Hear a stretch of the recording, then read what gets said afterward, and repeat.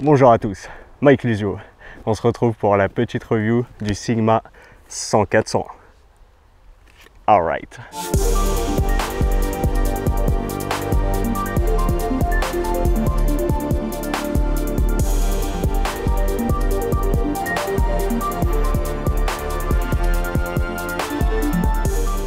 Donc voilà, on va faire la petite review du Sigma 100-400 en photo et en vidéo. Je vais couvrir bien sûr les deux en même temps. Donc on va faire une première partie avec le Fuji X-T4 et l'adaptateur Fringer EF-FX Pro 2 en autofocus. On va voir ce que ça donne, comment ça se comporte avec la stabilisation et tout ça. Et ensuite bien sûr sur la Blackmagic avec l'adaptateur Viltrox. Donc dans la partie 2 sans la stabilisation et sans l'autofocus. Donc est-ce que ça vaut le coup quand même? Est-ce qu'on peut le faire? Est-ce qu'on peut s'en sortir? Donc c'est ce qu'on va voir dans la vidéo. C'est parti!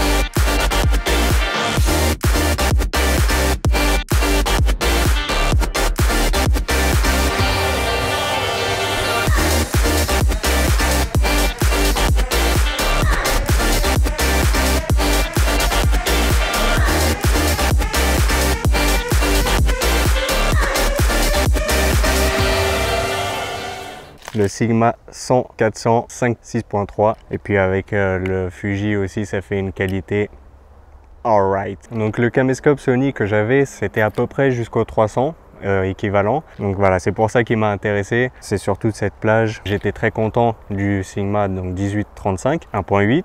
Là c'est vraiment top notch, top qualité. Rien à dire. Et donc j'étais content aussi du Tamron, hein, bien sûr, mais à mon avis c'était vraiment à cause de l'adaptateur. Je vous mets le lien de la vidéo. Hein. Comparé maintenant, je compare les deux photos et je vois bien que voilà, il y a une grosse différence. C'est pas équivalent puisque j'avais le Viltrox en speed booster au lieu du Fringer. J'aurais aimé avoir maintenant le Tamron pour faire vraiment avec le Fringer, comparer l'autofocus et tout ça. Mais bon, il y a encore plus une différence. On voit vraiment. Que j'arrive à l'avoir. Alors en manuel focus hein, pour être sûr de l'avoir. On va passer en autofocus tiens, juste pour voir. Donc voilà, petit exemple, c'est assez beau quand même. On peut zoomer. Là la distance à peu près 1,6 m, hein, c'est le minimum. Ça c'est vraiment dommage aussi. Le minimum focus, donc c'est 1,6 m. C'est un 67 mm de diamètre. Donc on peut mettre par exemple l'Anywhere que j'ai pris pour l'optique Sirui anamorphique. On peut les mettre dessus. Donc ça va réduire la distance focale. Ça c'est vraiment plus pour aller chercher les sujets plus loin, pour les close-up et tout ça, pour les courtes distances. Il faudra vraiment un autre optique. On peut le faire, mais bon, ça c'est vraiment une optique pour le wildlife. Après bien sûr, voilà, si on veut les doubleurs, pour aller encore plus loin. Il n'y a pas marqué tropicalisé, mais il y a le petit caoutchouc qui est résistant à l'eau et à la poussière. Donc voilà, c'est un bonus en plus, c'est sympathique. Comme ça, voilà, s'il pleut ou quoi, avec le Fuji aussi qui est lui par contre très résistant. Là, on a un petit combo, même s'il pleut, s'il y a de la poussière ou quoi, tranquille, on est paré. Tiens, reviens. Est-ce que je peux l'avoir? Un autofocus, c'est pas évident. Oh. Est-ce que je peux faire une petite vidéo avec? Parce que là, on est pas mal. Voilà, c'est beau.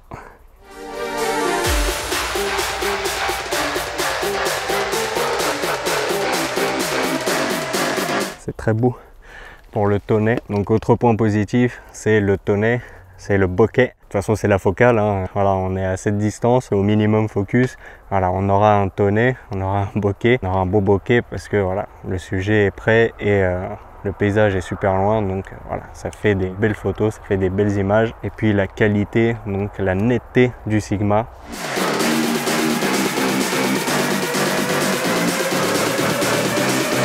C'est ce qu'il faut, c'est le minimum.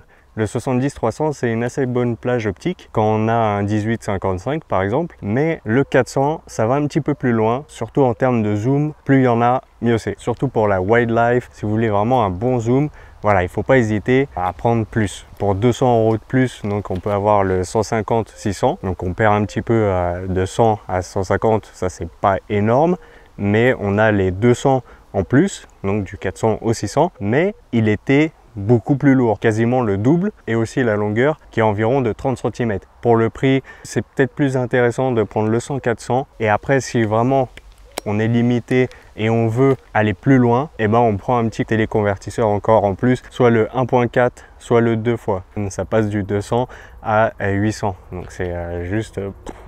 Et avec le convertisseur en plus, ça rajoute un petit peu, ça pèse un petit peu plus aussi, mais c'est pas les 30 cm, c'est pas les 3 kg du 150-600. Voilà, là on en est loin encore, et surtout pour le transporter, comme ça, c'est déjà un certain poids. Le moins avec le Fringer, c'est qu'il n'y a pas la réduction, c'est pas un speed booster, voilà, ça reste 5.6.3, c'est ça qui est dommage. Avec le Fuji, aucun souci, il y a la stabilisation et on voit la différence, donc ça au moins c'est un bon point.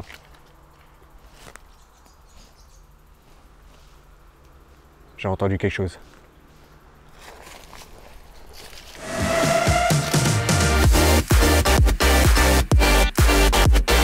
Aussi très pratique, le petit lock, donc pour verrouiller à 100 mm, comme ça quand on se déplace on peut marcher avec et ça tombe pas. Sinon si on le déverrouille à force de marcher ou quoi, ben, ça peut tomber. Voilà, donc comme ça pas de souci, on peut verrouiller et ça bouge plus.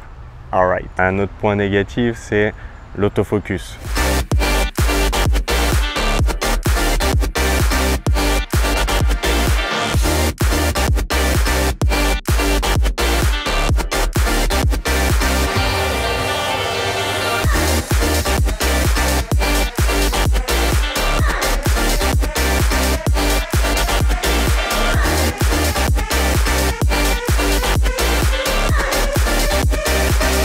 C'est pas l'autofocus du Sigma, à mon avis là c'est plutôt du Fuji, parce que déjà avec le Tamron et le Viltrox ça marchait pas très bien et je me disais c'était plutôt la faute du Viltrox. Maintenant que j'ai pu tester le Sigma avec le Fringer sur le Fuji, donc c'était le Fuji X-T3, maintenant c'est le Fuji X-T4, mais c'est pratiquement pareil, c'est le même capteur. Normalement l'autofocus il est un petit peu amélioré sur le Fuji X-T4, et même comme ça cherche beaucoup. C'est pas comme les objectifs natifs de chez Fuji. Pour le Fuji en tout cas, il vaut mieux avoir des objectifs natifs, ça trouve mieux l'autofocus et ça cherche pas autant en fait. C'est beaucoup plus simple, c'est plus fiable. Même avec le Fringer, je me suis dit bon voilà, ça va être un petit peu mieux. Mais non, même comme ça, voilà. En vidéo, on peut l'utiliser, mais au bout de quelques secondes, ça cherche beaucoup. Ça commence à perdre l'autofocus. Je sais pas pourquoi, il n'y a pas de raison. Voilà, c'est ça qui est un peu dommage. Mais sinon, on peut le mettre en position MO, au milieu, entre l'autofocus et le manual focus. Comme ça, en fait, ça utilise l'autofocus et on vient ajuster, faire des petits ajustements. Comme ça, ça vient le mettre en manual focus pendant l'enregistrement. Donc voilà, le petit bémol, hein, c'est sûr que pour le Fuji, il vaut mieux avoir des objectifs natifs Fuji, comme le Tamron 18-300. Ça c'est vraiment un objectif assez intéressant parce qu'il est pour Fuji. à tester la qualité, la netteté et surtout l'autofocus, donc si ça marche bien. En tout cas, voilà, là avec les adaptateurs, c'est pas évident l'autofocus, mais on peut le faire, on peut se débrouiller. C'est surtout pour avoir un super combo, un super zoom de très bonne qualité. On voit que la qualité est quand même mieux avec le Sigma. Après, pour le budget, on peut se tourner vers le Tamron, ça fait très bien l'affaire.